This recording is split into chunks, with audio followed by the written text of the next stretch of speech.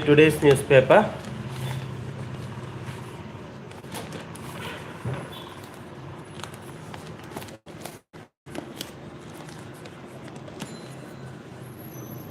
West Asia crisis, Indians economic stress test.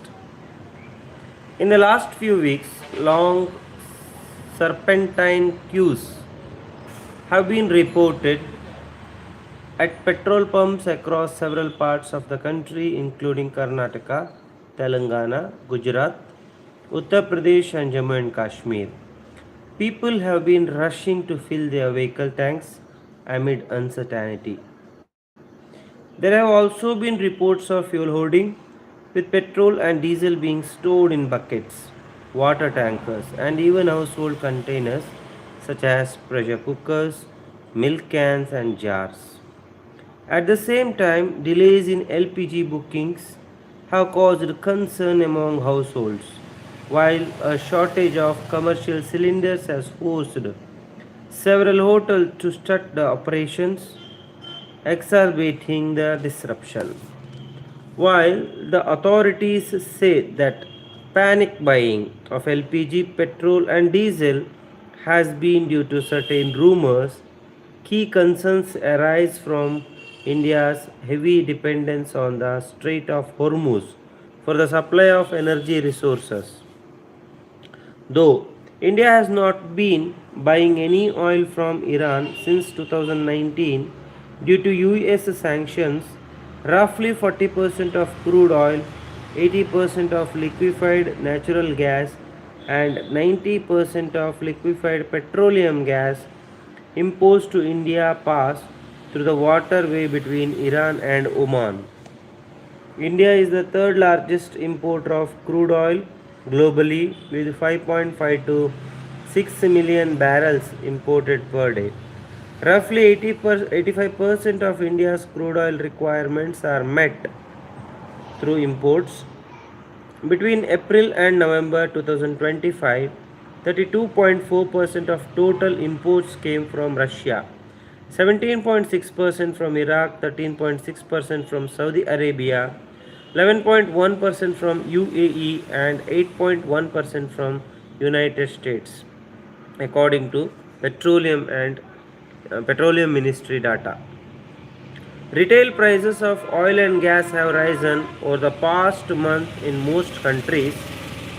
Prices have increased by 30% in North American countries, including the US and Canada, around 30% to 50% in Southeast Asian countries, 20% in Europe, and 50% in African countries. Union Petroleum Minister Hardeep Singh Puri said in a post on X. In India, the prices of cooking gas, industrial diesel, and premium petrol have gone up, while normal diesel and petrol have remained largely unchanged, despite the crude oil price in international markets rising by around 75%. According to Puri, oil marketing companies are incurring a loss of rupees 24 per litre on petrol and rupees 30 per litre on diesel. Data shared by the Petroleum Ministry indicates that these companies are losing around rupees 2400 crore per day. To ease the burden on oil marketing companies, the union government has reduced the special additional excise duty on petrol and diesel by 10 per rupees 10 per litre. The special additional excise duty on diesel has been removed, while on petrol it has been cut to rupees 3 per litre. As a result, the overall excise duty on petrol has fallen from rupees 21.9 per litre to rupees 11.9 per litre, and on diesel from rupees 17.8 per litre to rupees 7.8 per litre. The tax cut is expected to result in a revenue loss of rupees 7,000 crore for the centre over 15 days. Analysts estimate that annual revenue loss of for 2026-27 could range between rupees 1 lakh crore and rupees 2 lakh crore due to the duty cut on petrol and diesel. freedom to choose gender or law to control. The Transgender Persons Amendment Bill 2026 raises concerns about exclusion, curtails the right to gender identity, and may roll back hard won protections. The Union government, using its sheer majority in Parliament, has passed the Transgender Persons Protection of Rights Amendment Bill 2026 in the face of vociferous opposition from the primary stakeholder, the transgender community. The BJP led government's disregard for institutional processes as well as its failure to consult the affected community was evident in the fact that the apex body representing transgender persons, namely the National Council for Transgender Persons, was neither consulted nor informed of the proposed amendments. The trajectory on transgender rights in India, with its ups and downs, is one we could all have been proud of. The historic judgment of the Supreme Court in National Legal Services Authority versus Union of India triggered a seismic change as for the first time the rights of transgender persons to autonomy, dignity, and the expression of gender identity were constitutionally recognized. Following this judgment, Tiruchi and Siva introduced a private members bill which was passed in the Rajya Sabha in 2015. Subsequently, the BJP government introduced its own bill which became the Transgender Persons Protection of Rights Act 2019. The act itself only partly actualized the rights which the judgment had recognized. Nonetheless, it was an important step forward. The imperfections of the 2019 legislation were also recognized by the Supreme Court in its judgment in Jain Kaushik versus Union of India 2025. In this judgment, the court laid down the principle of omissive discrimination, holding that the 2019 Act, in its very design, perpetuated discrimination against the transgender community through statutory omissions. To remedy these gaps, it constituted a committee chaired by Justice Asha Menon, comprising eminent lawyers conversant with the transgender rights as well as representatives of the transgender community. The 2026 bill is not based on any consultation with the two key institutional bodies engaged with the transgender rights, the NCTP and the Supreme Court Committee. Nor was the bill the outcome of any meaningful community consultation. This democratic deficit in the formulation of the bill has raised concerns about its impact on transgender rights. The bill excludes some trans communities from its ambit and criminalizes the very process of community formation. As its core, the law seeks to narrowly and strictly define who qualifies as a transgender person. As per the amendment, the transgender community has three subcategories: the traditional communities like Hijra, Kinnar, Aravani, and Jokta, those born with intersex variation, and those who through force, allurement, inducement, deceit, and or undue influence are compelled to outwardly present a transgender identity by mutilation, emasculation, castration, or amputation. The proviso specifically excludes persons with different sexual orientations and self perceived sexual identities.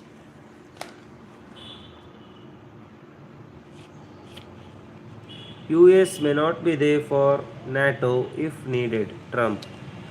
President Donald Trump reiterated his disappointment with NATO allies over their refusal to send forces to the Strait of Hormuz and said Washington may not help them in future. Why would we be there for them if they are not there for us? They were not there for us, Trump said.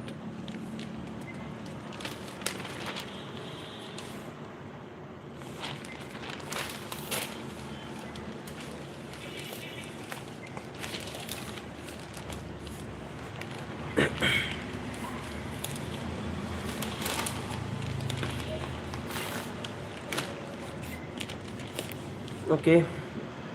War intensifies as Houthis fire first missile at Israel.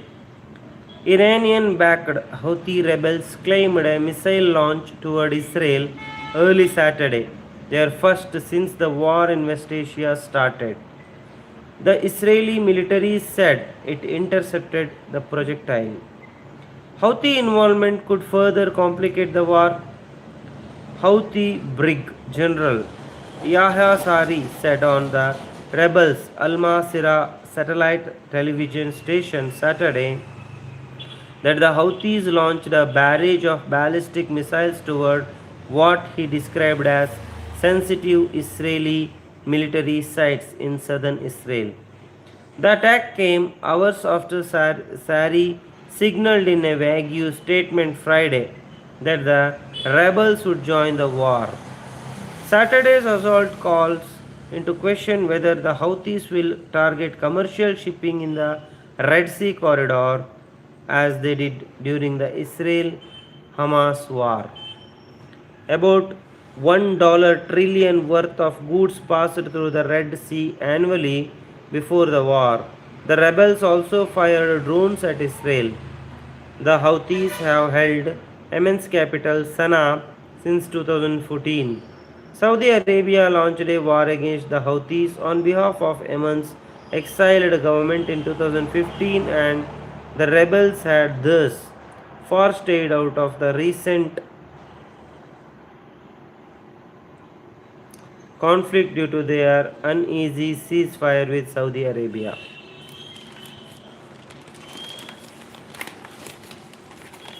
Amit Shah slams Mamata in charge sheet. TMC hits back.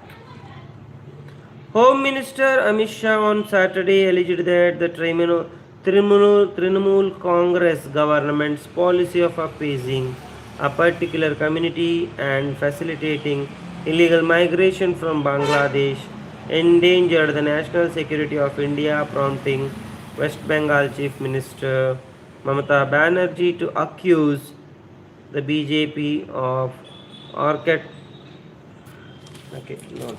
political news. I don't want to read.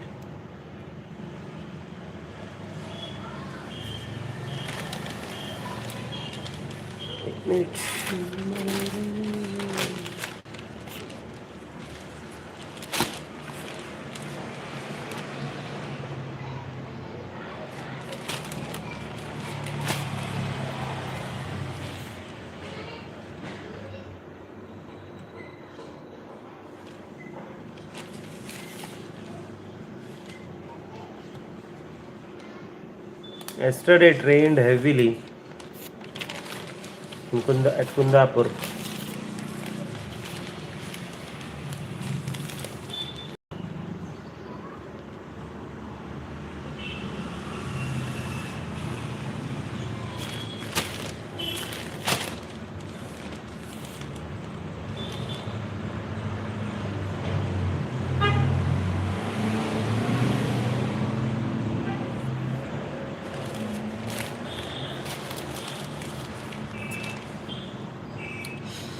It will soon be a mandatory for private organizations keen on establishing new schools in Karnataka to either own the parcel of land where the school is to be built or possess a registered lease deed for the 15 years. The draft of the Karnataka Educational Institutions Classification Regulation and Curriculum Rules 2026, which was recently published, stipulates this condition. The new draft makes it compulsory for private organizations to submit RTC, e-Khata or Khata document to prove their ownership of the land where they propose to build the school. The land must be large enough to accommodate the school building and playground, besides getting the nod from the competent authorities. Stakeholders or the public have been given 15 days to submit their objections to the draft regulations. The government has also published amendments to the Karnataka Educational Institutions Change of Governing Body or Change of Location of Private Educational Institutions Amendment Rules 2026. The fee for relocation, according to the new rules, for a primary school will be rupees 50,000. It will be rupees 75,000 for a high school and rupees 1 lakh for a pre-university college. Fee for changes to the governing body of a primary school is rupees 1 lakh. It is rupees 1.5 lakh for high school and rupees 2 lakh for PU college. Private schools in urban pockets of the state operating in dilapidated buildings or small sites will be provided one chance to relocate the premises within the same city either by renting or leasing a new space. But the new space must meet the prescribed criteria for infrastructure and land as stipulated in the new set of rules. Meanwhile, in a bid to make the process for recording recognition to schools a transparent affair, the Department of School Education and Literacy had decided to amend the Karnataka Educational Institutions Rules 1999 and a draft notification has already been issued. The new draft rules stipulate that each application must be accompanied by a security deposit in the form of an e-bank guarantee from nationalized banks in the name of the concerned Deputy Director of School Education. The governing bodies of the school are at liberty to use the interest accrued on the deposit towards improving the institution. On the other hand, in the event of the school's closure or in the case of governing body being found guilty of dereliction of duty, the department is authorized to use the money to disburse pending salary to the institution staff. The rules will, however, come into force only once they are notified in the Gazette. Professor booked for calling student terrorist during class. Bengaluru police on Saturday registered an FIR against a professor at the privately run PES University for making derogatory and communal remarks against a Muslim student during a classroom lecture. Police registered the case sumoto after a video of the incident surfaced on the microblogging site X. Members of the National Students Union of India, Karnataka, also submitted complaint on Friday. Police initially did not treat the matter as serious because college authorities had already suspended the professor. According to the FIR, the incident allegedly took place on March 24 at the university's Hosarekerahalli campus. Dr. Muralidhar Deshpande, an adjunct professor in the Faculty of Management and Commerce, allegedly called the BBA 4th semester student a terrorist multiple times during class and made a serious objectionable remarks in front of about 60 students, creating a hostile and humiliating environment, adds the FIR. Police have invoked Bharatiya Nyaya Samhita sections 299, deliberate and malicious acts intended to outrage religious feelings of any class by insulting its religion or religious beliefs, and 352, intentional insult with intent to provoke breach of peace. Both sections are bailable. In its complaint, NSUI Bengaluru's Central District President Lakshya Raj stated that the video of the incident triggered outrage among student groups. He further alleged that the professor made the remarks linking the students to global conflicts and used abusive language targeting his religious identity. Meanwhile, PES University authorities issued an order suspending Deshpande pending on internal inquiry into the incident. Sources said the professor submitted a written apology to the college management, though not directly to the student. The head of the department also reportedly apologized on his behalf. When reached for comment, PES University Registrar K. Sridhar told DH he was unaware of the incident as he was currently on leave.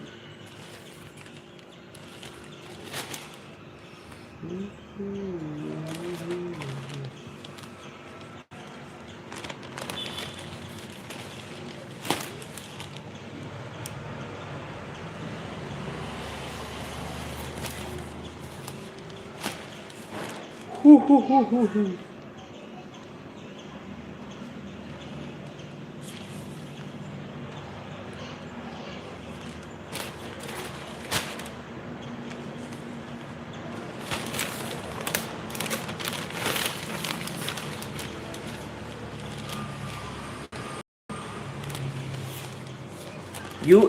may not be there for NATO if needed. Trump.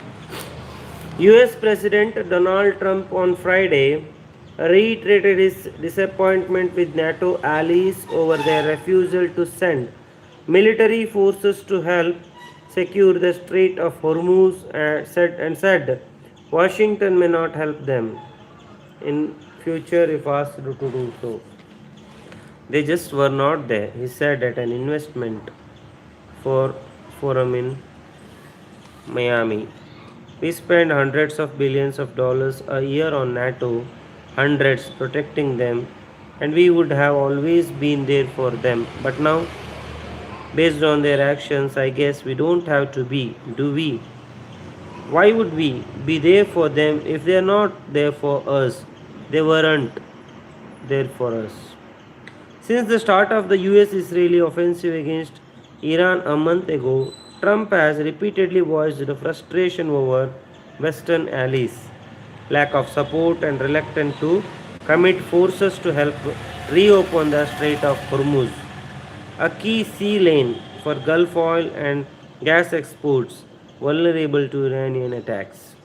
Traffic through the narrow waterway has ground to a virtual standstill, leading to a surge in global energy prices. Six key powers, including Britain, France, Germany, and Japan, say they are ready to contribute to appropriate effort but have not made any commitment. Trump has reserved some of his toughest criticism for the North Atlantic Treaty Organization. Last week, he doubled its other members, cowards, and declared the alliance was a paper tiger without the US. On Thursday, he said on his Truth Social platform that the US needs nothing from NATO. NATO nations have done absolutely nothing to help with the lunatic nation, now military decided of Iran. World Trade Organization, world's first baseline digital trade rules introduced.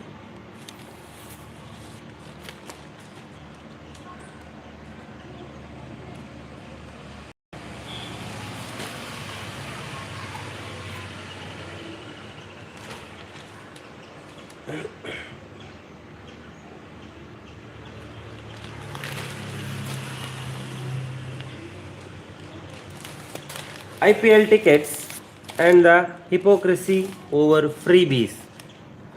When schoolboys play cricket on the streets, LBWs are the most contested umpiring decisions.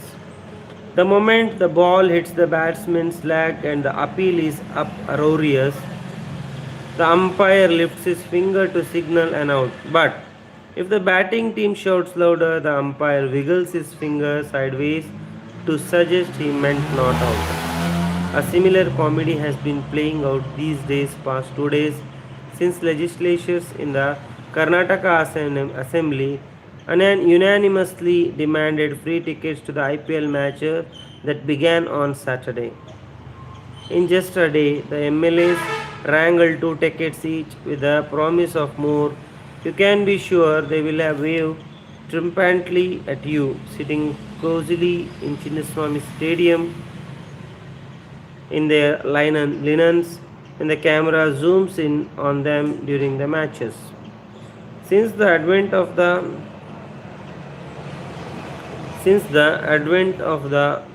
Aam Aadmi Party, which introduced a free bus travel for women in Delhi, the term freebies has come into vogue and dominated political debates.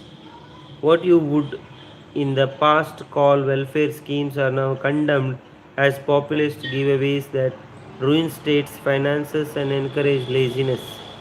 The BJP has been the most dismissive of rave this, as it calls the freebies, although in recent years it has adopted an election pitch inspired by the AAP in Delhi and the Congress in Karnataka. Okay, This is enough, I think. Thank you for watching this video. Keep support me.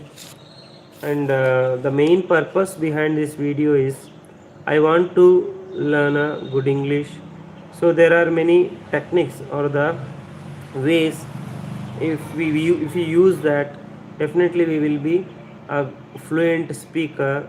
What we need to do is, first thing, we have to read any article or a newspaper or anything which is written in English daily. If we practice that, definitely we will have some hold on it. Second thing is, we should think in English. Whatever you think, usually what we do is we think it in our own language. And thinking in English, definitely it will help in the way to learn English or become a fluent English speaker. And one more thing is, speak English. I know I'm not very much a fluent speaker, but I'm on the way to be a fluent speaker. So if you just try to speak, make mistakes, no worries. People may laugh at you, but don't worry. It is the common thing. Everyone laugh at you whatever you do. It is not the big thing. So another thing is, first thing is, read the newspaper daily, watch some English news, listen to English music or English whatever English speaking. And important thing is, write English, listen to English, think in English, speak at least any one topic daily. It will definitely help you to become a fluent speaker. I'm not a fluent speaker, but I want to be a fluent speaker. So daily I am reading a newspaper. So if I have any motive, I can do it. That's why I'm going live. If I go live, I'll try to read it very carefully, confidently. That's all. Okay.